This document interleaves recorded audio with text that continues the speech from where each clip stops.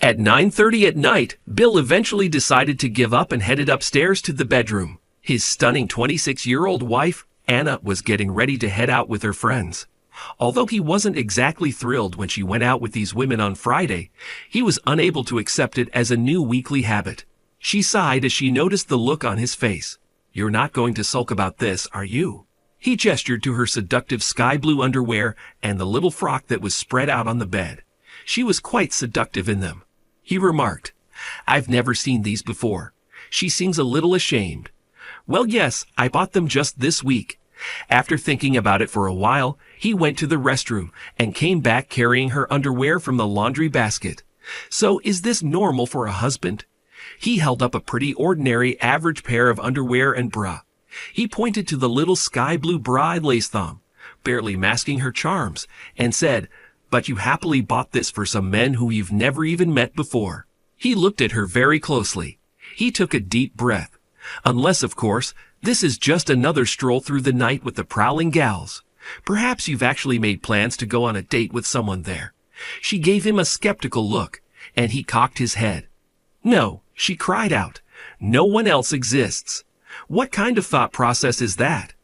"So when you're out with your friends, you never dance with other men, embrace them, kiss them, or let them get close to you?"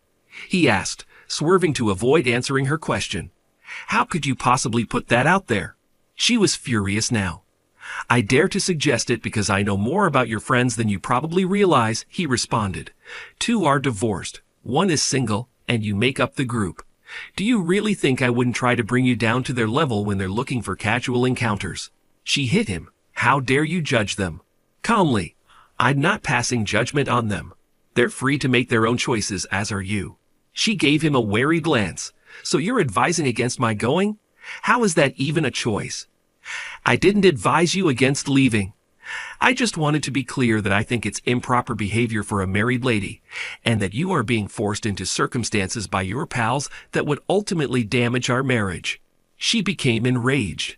"Are you seriously suggesting that my outings with girlfriends could threaten our marriage?" She quipped.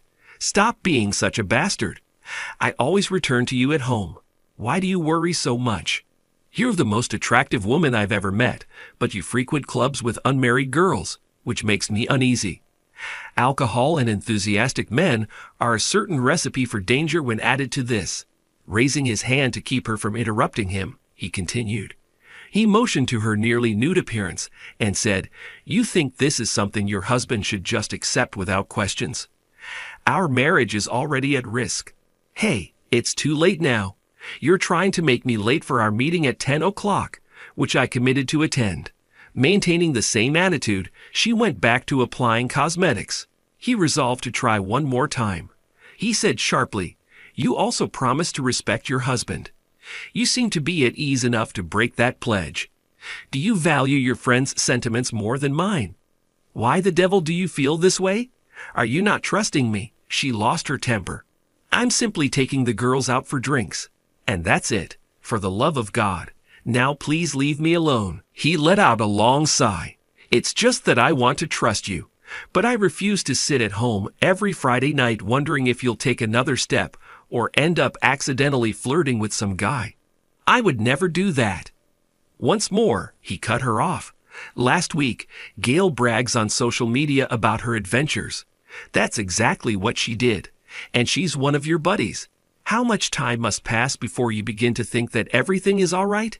If I never learn." He proceeded, more determined now, and she just stared at him, speechless. "Please bring me along if you want to go dancing. Please be honest. If all you want to do is mingle with strangers, then let's finish the conversation now."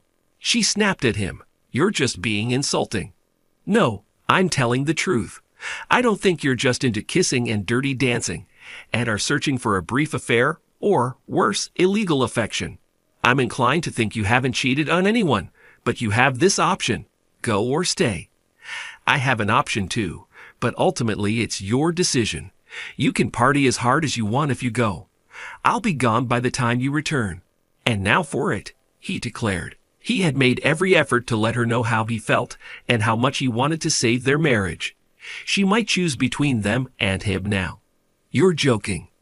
Oh no, she was just as angry as he had never seen her in their 4 years together. No, he mutely said. It's okay if you want to dress like your buddies and spend every Friday night drinking and dancing. I just wanted to let you know that I don't see myself sitting at home one night waiting for you to return. For now, he replied, turning to go. I have things to take care of. I will be downstairs once you have decided. Pondering, she sat in front of the mirror. Not nearly last week, but she hadn't had any sex. She had experienced intense temptation and found solace in a guy. That was all, though. She enjoyed the way men gazed at her when they were dancing. It made her feel more attractive. Bill had to tell her how beautiful she looked all the time since he was her spouse. However, the men in the club, they desired her. They wanted her. Bill was using his laptop to complete an online form. When she came downstairs, it was 8:10.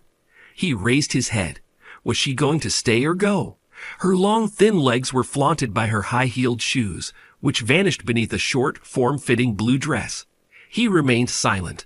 Did she intend to go dancing with her promiscuous friends, or was she going to decline his invitation? She continued to appear undecided. She then started talking. I'm heading out. Tomorrow we can discuss. He ignored her silently as he gently shook his head and returned to his computer. For a few periods she stood there, not sure if he was bluffing. As she walked out, he didn't even hear the front door close. After completing the form, he sent the email, attached the link, and hit submit. After going upstairs, he packed some clothes into 2 luggage. He would inform his supervisor that he had accepted the job offer in Dubai on Monday. While he waited for his taxi, he wrote the following message to his wife's family. Hello everyone. I apologize if you have to learn this way, but Anna has made it very apparent to me that she needs more diversity and excitement in her life than I can offer. I emailed her a link to our divorce statement. Being a member of your family has been an honor for me, but I hope you can understand why I have made the decision to stop communicating with you all as of right now. He had to get on with something else, so he went over to the printer, pulled out a sheet of paper, and scribbled something down. He stuck it over the picture of them taken at their wedding above the mantel. After that, he switched off his phone and walked outside to wait for his cab. Just as Anna was speaking with Gail at a table in the club, her phone rang. If this is Bill pleading with me to return home, she exclaimed angrily. However, it wasn't. It was Karen, her elder sister. Where in the world are you going to vanish to? Karen growled. She retorted, I'm at the club with my friends. So what? Does Bill understand? Asked Karen. Yes, that's right. What's wrong with him, knowing that I'm hanging out with friends? And did he feel joy for it? Karen looked irritated, but she also harbored feelings of affection for Bill. No, he wasn't happy, but I promised to talk to him about it tomorrow. Well, you stupid one. He dumped you. Good luck with that. Check your email if you don't think it's real. Gail was shocked to see Anna attempting in vain to open her phone's email app. Her acquaintance was clearly pale, even in the nightclub's dim illumination. Anna saw the note addressed to her family. Karen had to have called for that purpose. Her phone then rang once more. Thank heavens, it's Bill. No, her father did it. What were your words to Bill? Her father asked for an explanation. You wanted more, and this man treated you like a queen. No, Dad, that's not how it works. All I felt was stuck. You know, I just needed one night a week to be myself. You're in this fucking nightclub. Your husband just broke up with you, and you're going to these damn nightclubs? He questioned, looking shocked. Her father was obviously quite angry. This was the first time he had ever cursed in front of his family. How could she respond? The sounds in the background told me she was in the club. No, Papa. I guess he made up his mind after I left. Daddy, Dad, he ended the call, ignoring Gail and her 2 other companions as she went by on the street. Anna snatched up her phone and pocketbook and raced to get out. In 15 minutes, she was home after locating a cab. She attempted to call her husband on the way, but his phone simply went to voicemail. The house sat silently empty. She scurried upstairs, kicking off her shoes. His shaving equipment and most of his clothes were gone. She went downstairs, taking his wallet, laptop, and phone with her. His passport was missing too. Back upstairs. He had forewarned her not to leave any space for interpretation or ambiguity. That night, if she went, her house would be vacant when she got back. He loathed falsehoods, she knew. Since a female had misled him in the past, he valued honesty above everything else, and that's exactly what he did. Anna came downstairs looking completely confused. She was married an hour ago. They were no longer together. She would get divorced in less than a year, all because she went dancing. It was then that she noticed the picture over the mantel. There was a problem. She thought she was going to get sick when she realized what he had done. It was an image from a user's social media account. It included a young man getting down on one knee to propose to his fiancée, but Anna was kissing a man behind her back as he caressed her breasts. Bill had scrawled *LIR* at the bottom in large black characters. So what took place next? Bill left for overseas, and Anna received the freedom she had always desired. The rest of the story, which includes the abortion and Anna's childlessness following it, as well as Bill's ultimate marriage to a lovely Australian woman he met while kayaking in Dubai 6 months later, are unrelated events that may or may not be written. However, there was where Bill and Anna's story ended. I slowed down as I got into my street and drove more slowly. I had been calling and writing to the city council every week, but they still hadn't rectified the dangerous pothole in the middle of the road. Because our street was at the bottom of a steep slope, cars would enter it at an unacceptable speed, and I was afraid that one day there might be an accident. Clearly, this was not something that needed to be addressed because I never heard back from anyone other than we are working on it. Well, maybe I may think about supporting the opposition in the upcoming elections. I saw a big automobile parked in the driveway as I got closer to the house. I pondered whether Emma had received a visit from one of her pals. It wouldn't have been odd because I knew her friends well and they occasionally hung out at our apartment. The vehicle, however, was unlike anything her buddies would drive. After 4 years of dating, Emma and I had moved in together for the previous year. I knew she was going to get a ring soon, and I had intended to propose to her and make it a lifetime commitment. It turns out that she had intended to give me my own enduring memory in place of that. I parked in the garage and made myself known inside the house. "I'm back from work, darling." She and a man I had never seen before were seated on the couch in the living room. Even though I felt terrible about it, I chose not to become upset right away and instead to give her an opportunity to clarify. I was unaware that we had a visitor. "Who is this?" "My beloved Emma, welcome home. This is Donovan Mark. I believe we should speak." My concerns were validated, and I made an effort to maintain my composure since I knew that using violence would not benefit me. "What is there to discuss? You both are aware of how it appears. Therefore, I genuinely hope that you both have a fantastic answer and that I am entirely mistaken. We've been dating for a while, so as you can see, I truly want to marry you and spend the rest of our lives together. But before we make a permanent move, I would like to investigate a few things. I want to let this go while I'm still young and single because I don't want to be 60 and regret all the things I didn't accomplish. I don't want to keep seeing Donovan behind your back now that I've been seeing him for a long. I felt it only right to let you know. In order for us to all be happy, I would want to make you an offer. Do you not believe that we should be more open in our relationship?" "Really? Emma, what's honest about that? It's merely disarray. I hope that's not how you interpret it. You are aware that you will be free to see other ladies if you consent to this. However, I have enough faith in you to know that you'll contact me again. I won't pretend to like it, but both parties need to follow the same guidelines in order for a relationship to succeed. I so have no choice but to pursue my goals. You'll see how much stronger we get if you give us a chance. Even though you're not quite persuaded right now, I have no doubt that in a few months you'll see it as merely a small but positive adjustment to our relationship. Are you even hearing yourself out? Are you not following the proper rules when playing? You're seeing someone behind my back, and you're so arrogant as to act like it's a relationship in order to avoid feeling bad about it. A small reorganization? You are crazy, for heaven's sake.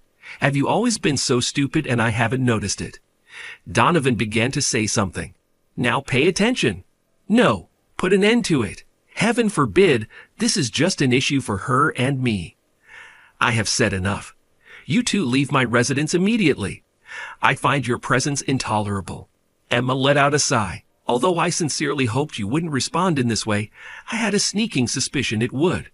To give you some time to collect yourself, I've packed a suitcase with a few essentials and will be staying with him for the next few days.